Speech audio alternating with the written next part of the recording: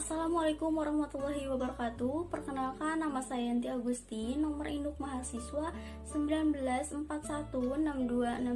19416262201117 dari kelas akuntansi 19B, mahasiswa Universitas Buana Perjuangan, Fakultas Ekonomi dan Bisnis, Prodi Akuntansi. Pada kesempatan kali ini saya akan membahas laporan kerja praktik yang berjudul Sistem Pemotongan Pajak PPh 21 atas gaji karyawan pada PT Sintas Kurama Perdana.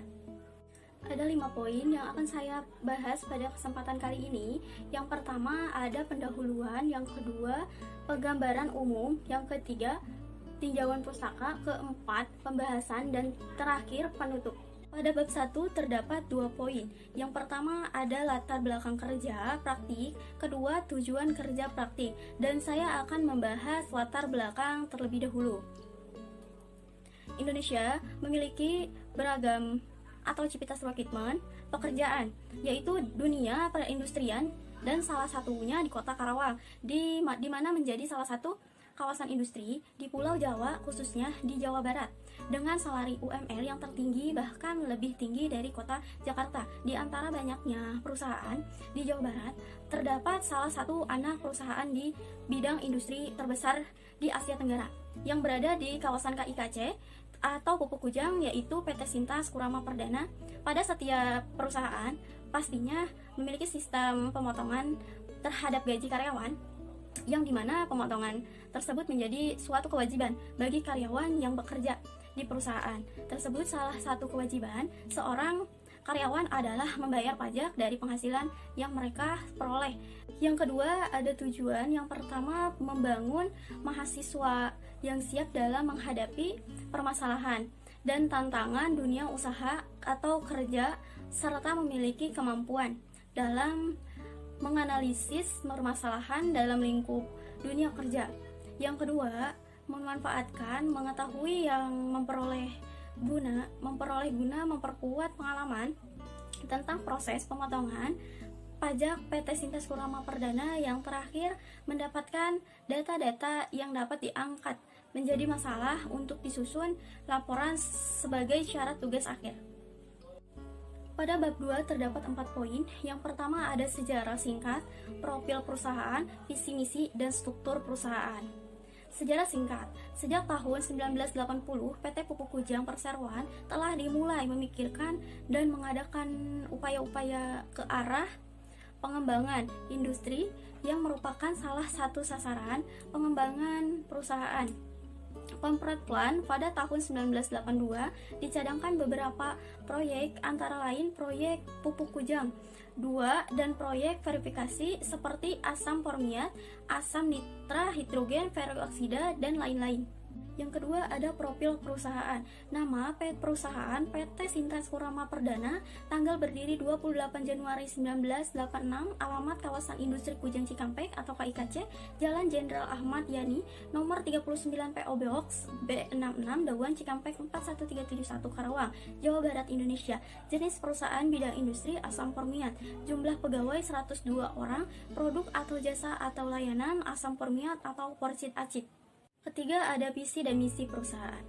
Visinya itu menjadi perusahaan yang unggul dan terpercaya di bidang industri kimia dan trending. Nah, misinya perusahaan itu memproduksi asam formiat yang berkualitas tinggi, kompetitif, ramah lingkungan, dan mengutamakan kepuasan pelanggan, memasarkan produk kimia unggulan yang dibutuhkan pelanggan untuk menggambarkan perusahaan, mengembangkan produk, diverifikasi untuk meningkatkan nilai tambahan perusahaan, dan dapat mensejahterakan karyawan serta stakeholder lainnya.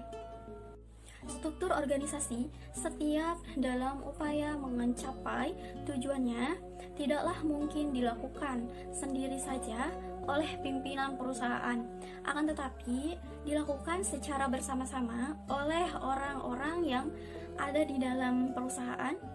Di masing-masing telah mempunyai wewenang dan tanggung jawab sesuai dengan bidang yang telah ditetapkan agar fungsi organisasi terbentuk dan adanya pembagian tugas wewenang secara teratur, maka perlu adanya suatu organisasi yang diartikan sebagai hubungan antara macam-macam fungsi aktivitas.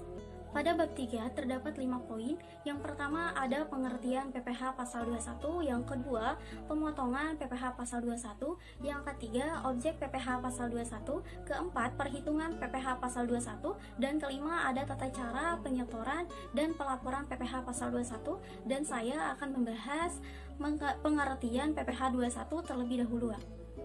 Menurut Diana, Sari pajak penghasilan pasal 21 adalah pajak penghasilan yang harus dipotong oleh setiap pemberi kerja terhadap imbalan berupa gaji upah, honorarium, tunjangan, penghargaan maupun pembayaran lainnya yang mereka bayar atau terutang kepada orang pribadi dan negeri sehubungan dengan pekerjaan jasa dan kegiatan yang dilakukan orang pribadi tersebut.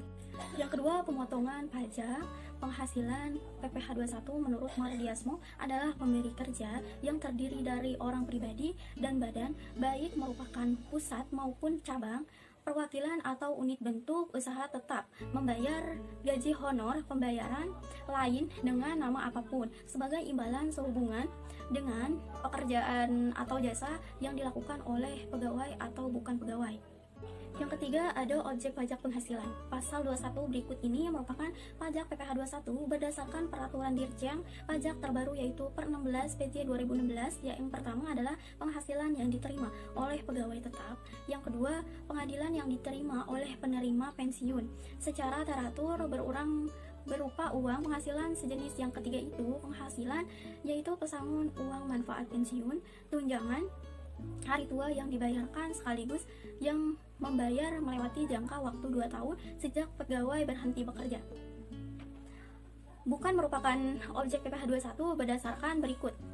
Merupakan penghasilan yang bukan merupakan objek PPh 21 berdasarkan peraturan Dirjen Pajak terbaru per 16 PJ 2016, yaitu pertama ada pembayaran manfaat atau santunan, asuransi dari perusahaan, asuransi sehubungan dari akuntansi, kesehatan, asuransi jiwa, asuransi kerja kecelakaan, dan asuransi lainnya. Yang kedua, ada penerima bentuk natura dan kenikmatan dalam bentuk apapun yang diberi oleh wajib pajak atau pemerintah kecuali penghasilan sebagaimana disebut dalam pasal 5 ayat 2 yaitu yang berikan oleh wajib pajak yang dikenakan PPh yang bersifat final atau wajib pajak yang dikenakan PPh berdasarkan norma perhitungan pemotongan pajak penghasilan. Pasal 21 perhitungan atas pegawai tetap adalah pegawai yang menerima atau memperoleh penghasilan dalam jumlah tertentu secara teratur. Dan kedua ada perhitungan pegawai tidak tetap, pegawai yang hanya menerima penghasilan apabila pegawai yang bersangkutan bekerja berdasarkan jumlah hari kerja, jumlah unit hasil pekerjaan yang dihasilkan atau penyelesaian suatu jenis pekerjaan diminat oleh pemberi kerja disebut dengan pegawai tidak tetap atau tenaga kerja lepas. Yang terakhir ada tata cara penyetoran dan pelaporan PPh pasal 21 menurut peraturan Direktorat Jenderal Pajak Nomor 16 PJ 2016 mengenai tata cara penyetoran dan pelaporan PPh pasal 21 adalah PPh 21 yang dipotong oleh pemotong. PPh 21 untuk setiap masa pajak wajib disetor ke kantor, pos atau bank yang ditunjuk oleh Menteri Keuangan paling lambat 10 hari setelah masa pajak terakhir. Pada bab 4 terdapat 5 poin. Yang pertama ada kedudukan dan koordinasi, yang kedua uraian pelaksanaan kerja praktik, yang ketiga tugas utama, yang keempat tugas pendukung, dan kelima ada permasalahan dan solusinya, dan saya akan membahas kedudukan dan koordinasi terlebih dahulu. Kerja praktik yang dilakukan PT Sintas Kurama Perdana praktik ditempatkan pada akuntansi keuangan, bagian klasifikasi keuangan. Bagian ini bertugas untuk melakukan pencatatan, pemotongan, dan perhitungan pajak pegawai tetap atau penerima pensiun atau tunjangan hari tua atau jaminan hari tua berkala setelahnya. Data pencatatan perhitungan tersebut dimintai serta diinput ke sistem SPT lalu dipraktikkan. Juga membuat kode billing melalui halaman web DJP atau Direktorat Jenderal Pajak, yang dimana kode tersebut merupakan salah satu syarat penting dalam melakukan pembayaran pajak. Setelah kode billing muncul, otomatis akan terverifikasi beserta dengan file data yang berada di sistem SPT. Lalu perusahaan melakukan pembayaran kepada PT Bank Negara Indonesia Perseroan Tbk atau BNI. Uraian pelaksanaan kerja praktik. Yang pertama, ada pengenalan lingkungan kerja perusahaan. Yang kedua, mempelajari sistem yang dipakai untuk pemotongan pajak PPh 21. Yang ketiga, melakukan pemotongan PPh 21. Yang keempat, membuat bukti potong PPh 21 melalui SPT. Yang kelima, melakukan penyetoran PPh pasal 21 yang telah dipotong menggunakan kode billing. Dan terakhir, menyampaikan laporan SPT masa PPh 21 secara daring melalui saluran e-filing. Yang ketiga, ada tugas utama. Tugas utamanya itu, pertama, melakukan pemotongan PPh pasal 21 sesuai dengan ketentuan tarif PPh yang berlaku. Yang kedua, membuat bukti potong PPh pasal 21 melalui aplikasi SPT PPh 21. Yang ketiga, yang dipotong tersebut menggunakan kode billing dengan kode MPH dan kode sejenis setoran 41121100 dan penyetoran paling lambat tanggal 15 bulan berikutnya. Yang terakhir, menyampaikan laporan SPT masa PPh 21 secara daring melalui saluran e-filing Direktorat Jenderal Pajak atau DJP. Yang keempat, ada tugas pendukung. Yang pertama, perkenalan lingkungan. Melakukan perkenalan dengan tata perusahaan dan kepala perusahaan, berkeliling kantor untuk mengetahui ruangan-ruangan staf. Yang kedua, mempelajari sistem pemotongan PPh pasal 21 sebelum diberikan tugas penulis mempelajari sistem pemotongan pajak PPh 21 yang diterapkan di perusahaan. Hasil dari mempelajari sistem pemotongan pajak PPh 21, perusahaan adalah penulis dapat mengetahui sistem yang dipakai di PT Sintas Kurama Perdana, menambah wawasan dan menghindari kesalahan saat melakukan tugas. Yang terakhir, ada permasalahan dan solusi. Permasalahannya itu yang saya dapatkan di PT Sintas Kurama Perdana pada sistem pemotongan pajak PPh 21, yaitu adanya ketidaktetapan pegawai dan ahli tugas, yang dimana pencatatan pemotongan gaji harus dihitung ulang kembali secara manual dengan menggunakan aplikasi Excel. Dan solusinya itu yang saya dapatkan untuk menjadi pertimbangan PT Sintas Kurama Perdana adalah masalah yang sudah saya kemukakan di atas. Sekitarnya perusahaan jika akan mengganti pegawai di bagian bidang keuangan, terkhususnya yang menangani perihal gaji karyawan, untuk training atau dampingi terlebih dahulu sekurangnya 1 minggu oleh karyawan sebelumnya, untuk menghindari terjadinya pengulangan pencatatan pemotongan gaji secara manual, sehingga yang nantinya pegawai baru hanya tinggal lanjut saja. Pada bab 5 terdapat 2 poin. Yang pertama ada kesimpulan dan kedua ada saran. Dan yang pertama ada kesimpulan yang saya dapati di PT Sintas Kurama Perdana perihal sistem pemotongan pajak PPh 21, perihal pegawai tetap dan ahli tugas, yang dimana pencatatan potong gaji diulang kembali secara manual dengan menggunakan aplikasi Excel. Dan solusi dari permasalahan tersebut tidak terlalu besar, tapi akan beresiko pada sistem keuangan lainnya, sehingga diperlukan bagian keuangan sistem PPh 21 yang sesuai aturannya, dan dihitung pemotongan pajak harus teliti agar tidak terjadi kesalahan. Di sini ada 2 saran untuk perusahaan dan saran untuk universitas.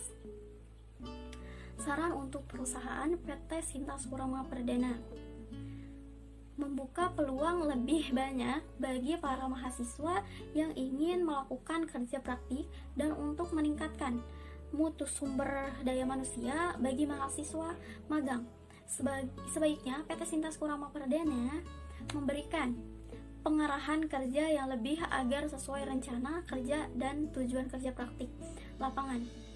Saran untuk universitas. Saran saya untuk Universitas Buana Perjuangan yaitu di antaranya perlu adanya sosialisasi sebelum diadakannya pembayaran terhadap kerja praktik ini.